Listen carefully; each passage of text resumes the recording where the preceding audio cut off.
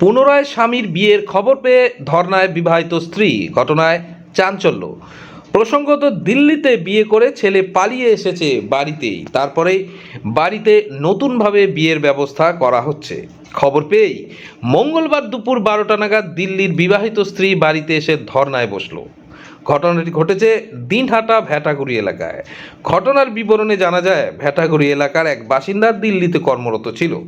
সেখানেই পরিচয় হয় এক মহিলার সাথে, এমনকি 1 বছর আগে তাদের বিবাহ সম্পন্ন হয়।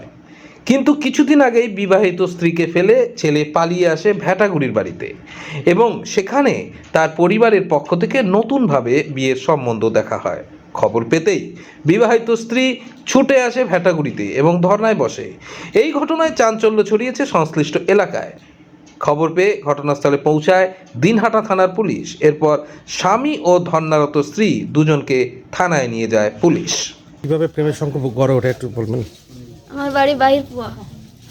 আমার প্রেম হয়েছে, আমি কোম্পানিতে আসি, ছেলে আমাদের কোম্পানিতে 9.5 বছর কাজ করে।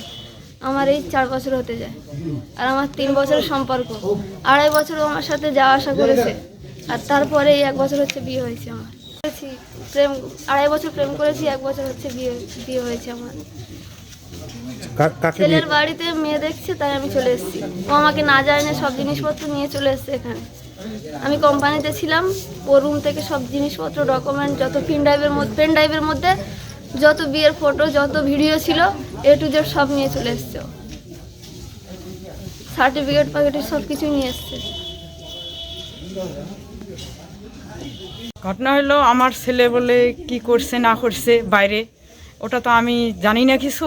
এখন হঠাৎ করে ও আজকে সকালবেলা আসছে, তা আমি কি করি, আমি ছেলে তো বাড়িতে নেই, আমি কি করি ও বাড়ি ঢুকাবো? ছেলের সঙ্গে যোগাযোগ করি, তারপরে আমি কথা বলবো। আমি বাড়ি ঢুকে পাবো না, কিছুই জানি না এর সম্পর্কে আমি। ব্যাস। আপনি কি চাইছেন এখন? আমি থাকবো, ছেলে যতক্ষণ না আসবে না আমি এখানেই থাকবো। ছেলে যেখানেই যাবে আমি ওখানেই যাবো। ছেলে যদি রাস্তায় থাকে আমি রাস্তায় থাকবো।